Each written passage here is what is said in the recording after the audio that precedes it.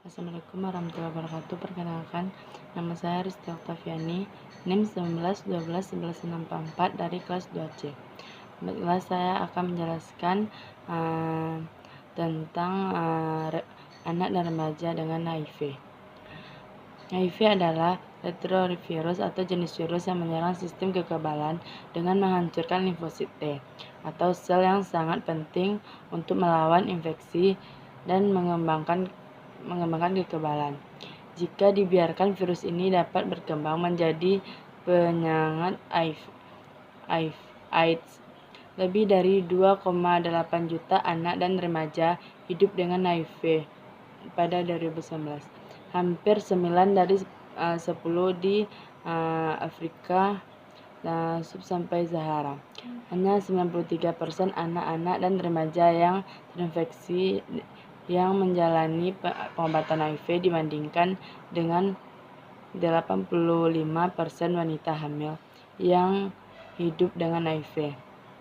Di Indonesia, sampai 2018, pengidap HIV pada anak dan remaja di bawah 19 tahun terus bertambah dan mencapai 2.881 orang.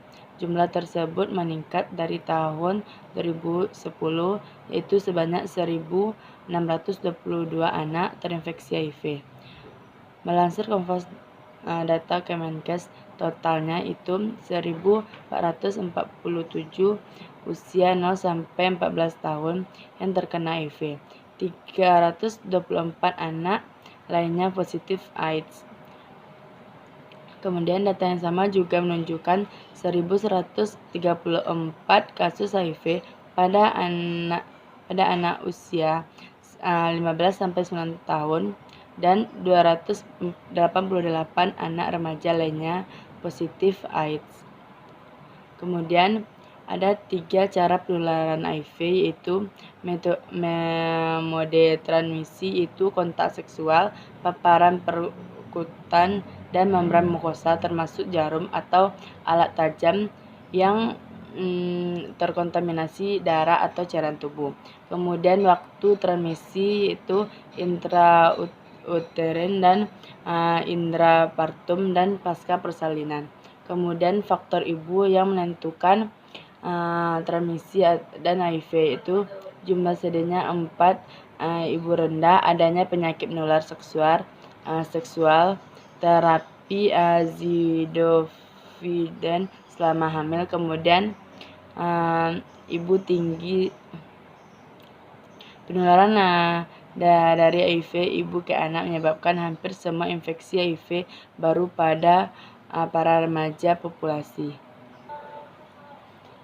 Tujuan utama perawatan prenatal pada ibu hamil dengan AIDS adalah untuk menurunkan viral loadnya dengan memberikan terapi ART dengan sangat aktif selama kehamilan.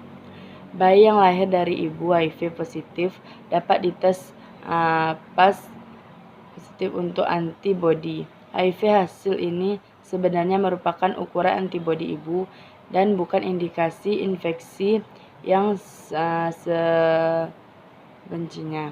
Bayi mungkin tetap memiliki antibodi HIV positif selama 18 bulan karena kecepatan peluruhan antibodi HIV ibu yang lambat.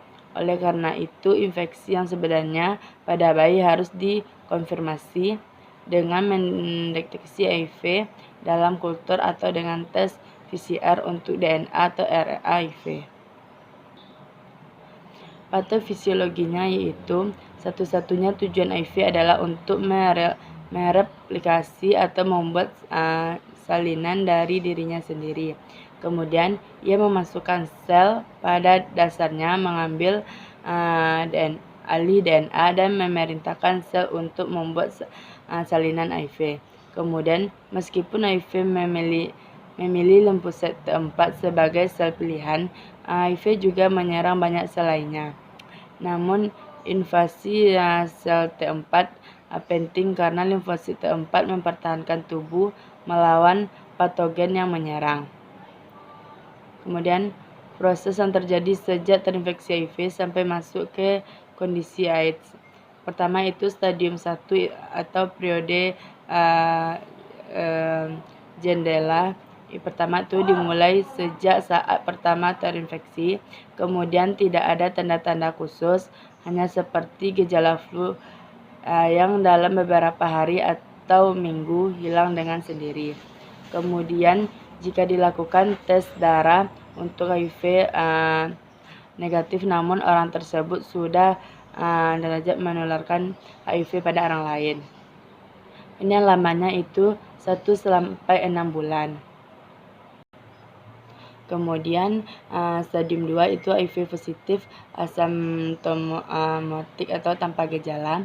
Pertama itu HIV telah berkembang biak, hasil tes darah untuk HIV dinyatakan positif. Orang tersebut masih merasa sehat dan terlihat sehat, masih seperti orang lain. Stadium ini itu 5 sampai 10 tahun. Kemudian stadium 3 atau muncul gejala. Pertama itu sistem kekebalan tubuh telah menurun, mulai muncul gejala meliputi diare kronis yang tidak jelas penyebabnya, pembesaran limfis secara tetap dan mereka tidak hanya muncul di satu tempat. Kemudian stadium 4 itu masuk kondisi AIDS, yaitu sistem kekebalan tubuh rusak parah, tubuh lemah terhadap serangan penyakit apapun, ditandai dengan adanya bermacam-macam penyakit meliputi toxoplasmosis pada otak, kondisiasis pada saluran tenggorokan, pernafasan, paru-paru, dan berbagai kanker. Kemudian masuk pada remaja itu diagnosis sering menghasilkan pengkajian, ketakutan, penarikan diri, dan ditolak oleh teman sebaya. Terjadi gangguan dalam membentuk hubungan di luar keluarga. Kecemasan dapat menyebabkan kinerja sekolah yang buruk, depresi, isolasi, dan perilaku bertingkah. Beberapa penyakit yang disebabkan oleh HIV. Pertama, kandisiasis. Kedua, penyakit cytomegalovirus. Kemudian encephalopati HIV. Kemudian limfoma otak primer. Kemudian kompleks mikrobakterium. Kemudian streptoparesis usus kronis. Kemudian pneumosis, girovici, pneumonia, kemudian leukoencephalopati multifocal progresif, kemudian toxoplasmosis otak, kemudian sindrom wasting. Kemudian kondisi yang meniru HIV pada anak itu sindrom jantung, pneumatis kronis, keganasan, infeksi oportunistik, kemudian sindrom wasting, kemudian encephalopati atau myelopati, kemudian sindrom hematologi, kemudian sindrom hepatitis, dan sindrom ginjal. Kemudian aspek perawatan pada anak dengan HIV. Pertama itu pengkajiannya, itu identitas, meliputi nama, tempat, tanggal lahir, jenis kelamin, status kawin, agama, pendidikan, pekerjaan, alamat, diagnosa medis, dan kemudian itu keluhan utamanya itu sesak nafas, demam lebih dari 3 bulan, diare, infeksi mulut dan tenggorokan. Kemudian riwayat kesehatan itu RKS-nya itu sesak nafas, batuk-batuk, nyeri dada dan demam, mual dan diare, serta penurunan BB atau berat badan. Kemudian RKD-nya itu ada riwayat penggunaan narkotika suntik, seks bebas, dan berhubungan seks dengan penderita HIV. Kemudian terkena cairan tubuh penderita HIV atau AIDS. Kemudian RKK-nya itu ada anggota keluarga yang sakit ini. Kemudian pola aktivitas harian yaitu pola persepsi dan tata laksanaan hidup itu gangguan pada prioritasnya. Kemudian kegiatan cenderung dibantu. Kemudian pola nutrisi, pola eliminasi, pola tidur, kemudian pola istirahat dan latihan, kemudian pola persepsi, konsep diri, kemudian pola sensori kognitif, kemudian pola hubungan peran, kemudian pola penanggulangan stres, kemudian pola reproduksi sosial, dan pola tata nilai dan peragangan. Kemudian pemeriksaan fisik itu gambaran umum, kesadaran vital, BB, TB, kepala, mata, hidung, gigi, dan mulut, leher, jantung, dan paru. Kemudian diagnosisnya itu kebersihan jalan nafas tidak efektif berhubungan dengan proses infeksi. SLKI-nya itu kebersihan jalan nafas. Kriteria hasilnya batuk efektif meningkat, dyspnea menurun, frekuensi nafas membaik, pola nafas membaik. Kemudian psikinya itu manajemen jalan nafas, itu observasi, monitor pola nafas, monitor bunyi nafas tambahan, monitor sputum. Kemudian terapeutiknya itu pertahankan kepatenan nafas dengan head dengan chin lift. Kemudian posisikan semi fowler atau fowler. Kemudian berikan minum hangat, lakukan fisioterapi dada. Kemudian lakukan penghisapan lendir kurang dari 15 detik. Lakukan hiperoxigenosis sebelum penghisapan endotrakeal. Kemudian keluarkan dan libatkan benda padat dengan pose. Kemudian berikan oksigen.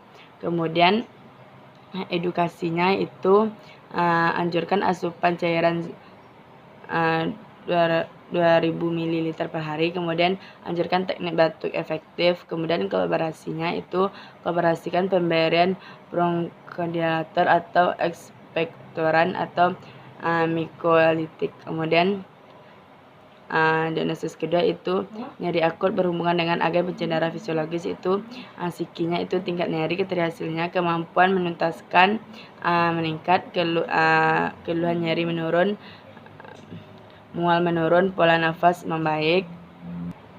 Kemudian psikinya itu manajemen nyeri, itu observasinya identifikasi lokal, karakteristik durasi, frekuensi, kualitas, intensitas nyeri.